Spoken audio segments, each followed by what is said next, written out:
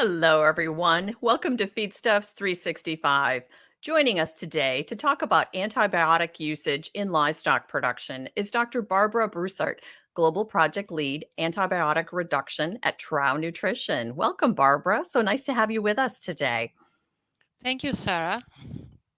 Now, antibiotics in livestock production, it's long been a topic of discussion throughout the industry, and one that Trouw, I believe, has really focused on for quite some time. And recently, you've rolled out a comprehensive antibiotic reduction campaign, and I want to talk to you about that a little bit. It's really tailored towards the challenges of livestock stakeholders around the globe. So, what's it called? Small switches, big change. Why don't you tell us how did that come to be? Yeah, true change doesn't come overnight. So we know also that a lot of producers and farmers are afraid of big changes. So we cut it up into small pieces to make it manageable and feasible, to give them trust that it's feasible.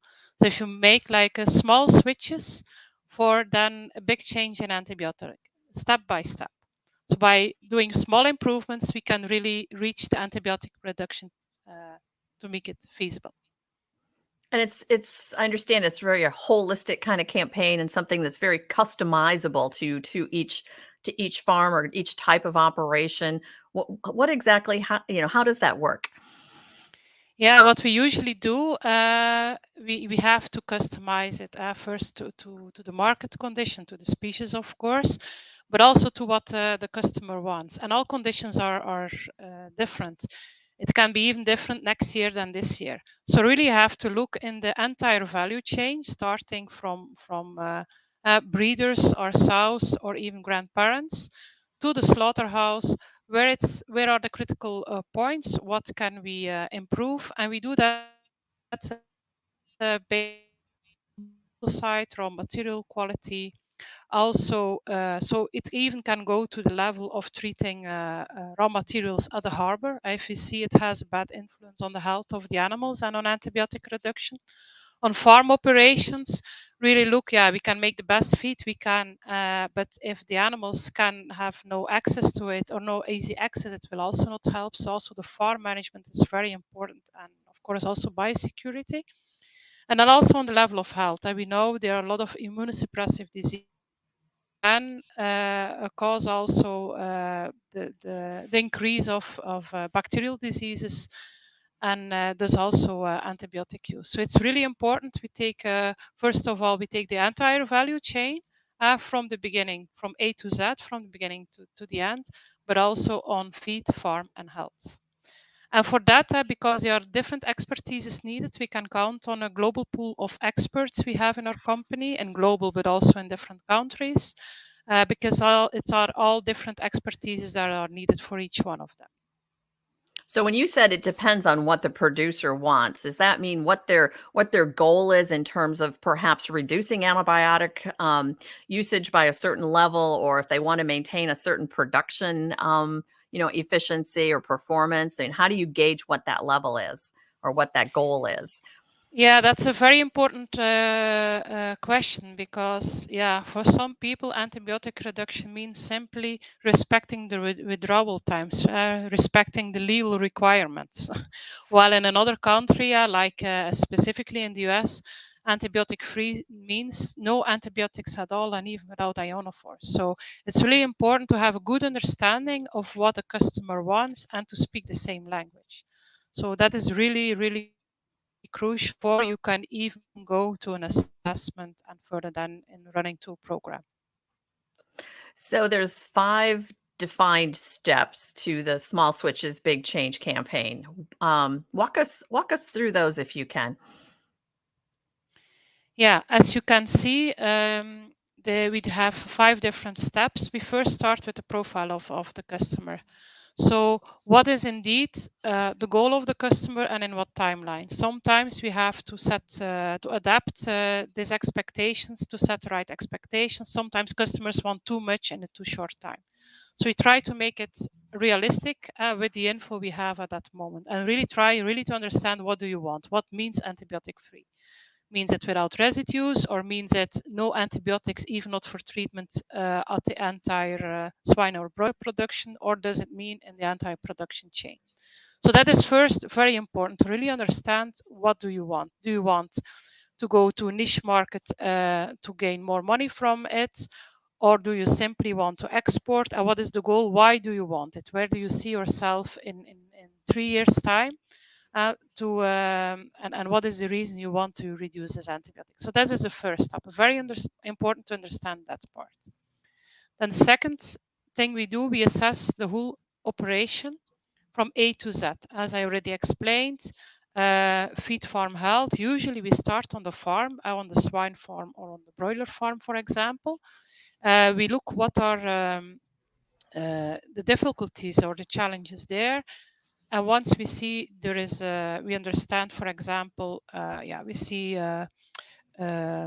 too much differences in growth or certain parts of the farm with a lot of diarrhea or wet litter, we try to understand where it comes from. And sometimes it's needed then that we analyze also the form of the feed, the pellet quality, nutritionally, that it's more related to climate or to other things. So really try to understand what is the situation. How is farm management done? How is the farmer working? What is the biosecurity, to get a big picture of that, and also for health management, which vaccination programs are used, where are the antibiotics used for, and really try to understand why are they really used, because sometimes they use them for a certain reason, like E. coli, but especially in broilers, this is almost always the secondary, so there can be another reason behind. So this assessment is really important to understand where we can start. And the third step is based on the assessment we did. Sometimes there are really a lot of things that probably should be improved, but to keep it manageable, we look together with the customer what can be for you the easiest program to implement, and we design together a value-added program. Because of course, the goal is that it's profitable and feasible for the customer. It has no sense that we try to improve everything to 100% excellence. We really have to start with the low-hanging fruit, I call it. So what is easiest to adapt and to improve, and then we calculate the investments to do that in people and in money, and the return we can get from it. Then the fourth step is the implementation. To help with the implementation, a lot of training is usually often needed of different people. Can be again on nutrition or on farm management or anything else. And at the end, the fifth step is evaluate what we did. We measure the success. Did we reach what we obtained for in step 1? If not, we go back in the cycle. So it's possible that we return in the cycle, that we go back, that we adapt the value-added program, or that we saw the program was okay, but the implementation was not good. And it's only when we are happy with the results in step 5 that we go further. It's possible that we repeat the cycle several times. So even that if the antibiotic reduction goals are very ambitious, that we cut it up in smaller pieces. For example, that we start reducing certain antibiotics or only all antibiotics on certain farms. And then we run through the cycle several times, but little by little. These are the small switches. Well, and it's certainly not as simple as what you're illustrating here. It's not as simple as just saying, oh, okay, we're going to reduce our antibiotic usage and that's all we need to do is change the volume or what we're using. You have to look at all those other factors as, from the management side, the biosecurity side, and all those things have to come into play. So when we talk about that, how much does animal productivity factor into this campaign? Is it something where you're trying to maintain the same level of productivity coming out of a farm? Is that like really the end goal, or is the end goal more that reduction in antibiotic use? That's why it's so important to really understand from the customer, what do you really want? As sometimes a customer just comes, yeah, I see the antibiotics are not functioning well anymore. I just want to improve performance. If of course the customer says, I want to go the full way and remove all antibiotics, even for treatment, that is not, of course, animal welfare is very important. So the part of the production which still needs treatment is then probably sold in a different channel at that production. But that's really important to be sure what needs to be done. Sorry, I'm a bit. Can you repeat part of your question because I forgot? I want to answer something else. I forgot. Oh, I just asked how important the productivity, of a farm is in Yeah, the that whole productivity. in the Sorry. Yeah. whole equation, a whole So yes, equation. Yeah. yeah. If in so that's why. And the first step, if we clearly know the objectives, we calculate then what can be customer. For example, if he says, I want to export, then there is an extra value to that and the investment. So it's really adapting the investment to the objectives of the customers. And the goal is at the end to have at least equal performance and profitability, and if possible, improved. We usually promise to have at least equal profitability, and in the reality, we always see a better profitability. Why is this? Because often the antibiotics are used as a safety blanket to cover mistakes, and by doing this whole assessment and improving all the different parts of it, usually all the other things are also improved. So that's also what we saw in the Netherlands by first removing the AGPs, but then also removing antibiotics on farm, and in the last years even by 71% since 2009. The production numbers really improved a lot, and also the profitability increased. And illustrating that is that the Netherlands is exporting more poultry meat. It tripled in 20 years, while the antibiotics reduced a lot. So it also clearly shows it's even more profitable if you do it in a clever way.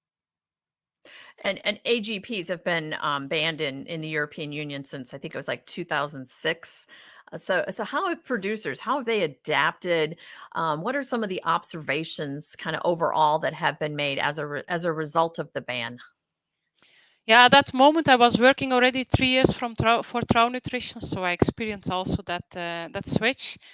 And I have to say, we were really afraid of it, of doing that, of reducing or removing all the AGPs. Some AGPs were already banned, but to remove the last ones, we were afraid of it because, yeah, some countries in Scandinavia stopped already using them, but most other countries in the world not. But we try to improve as much as possible nutrition, farm management, and also the health management. And the first year, of course, the AGPs were completely gone because we had to do it. But the first year we saw a slight increase on antibiotic use on farm, and it was simply because we were afraid of it. But from the second year on, we saw also a clear reduction on farm antibiotic usage, which continued this trend till now, till today. And also, we could export more, it was more profitable, and that is just by improving everything. And in the past, we just used AGPs as a blanket to cover some management mistakes or nutritional mistakes. So we also started to formulate more precisely on digestible amino acids and other things, always more and more precise, to be sure we feed the animals as good as possible to be able to remove these antibiotics. So what are some of the on-farm results that have been seen to date with small switches, big change? Are hog and poultry producers really seeing some positive results?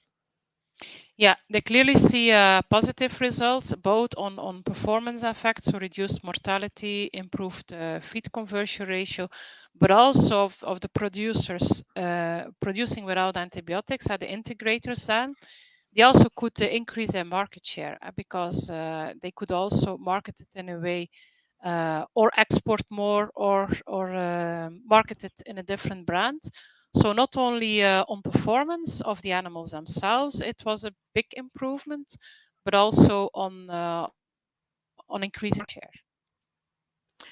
So do you expect US producers to see similar results with the program, or is there such production difference between the EU and the US that you're not sure what the results are going to be, or what are you seeing, or what are your expectations? The US is for sure a different production, especially in broilers. You have these heavy broilers are completely different. We don't know this here in Europe or in most other countries. Even Middle East has smaller broilers than in the US, and it also worked there. However, we already distribute since a long time a high IntelliBond copper, and this high IntelliBond copper helped a lot to remove antibiotics in broiler production. And US today, more than 60% of the broiler production produces without any antibiotics and even ionophores in the US, what we are still using in Europe. So it's already going much further. But thanks to this high copper levels, this was feasible. So we have a very good experience in that. Then also we started testing in heavy broilers because these are typical for the US markets, are products that we use in the other markets where high copper levels are not allowed. And we saw very similar results in these heavy broilers as with standard European broilers and the same trial. So it gave us confidence we can apply the same. And we thought we needed more to use more additives for these heavy broilers. We did a dose response in the heavy broilers and then compared with the standard broilers, but we just need the same amount. So no higher dosages needed. We get similar results. So we proved already it is possible, and even if the high copper would not be allowed anymore, we have confidence it's feasible to do this. Also in US. Any final thoughts or words of wisdom for our audience, Barbara? Yeah, take this antibiotic reduction challenge as an opportunity. First of all, we have to make sure that we keep the efficacy of the animals for animal welfare. So by overusing them, we also risk not only the profitability of the producers, but also the animal welfare. So take it as an opportunity and dare to take the risk to further reduce antibiotics because we believe it's feasible. We also included in our own roadmap in Nutreco very strict antibiotic reduction goals because we have the confidence it's feasible. So also as an own company, we do what we pray or what we say, what we help to do at the customers. We do it also as Nutreco and Trouw Nutrition ourselves.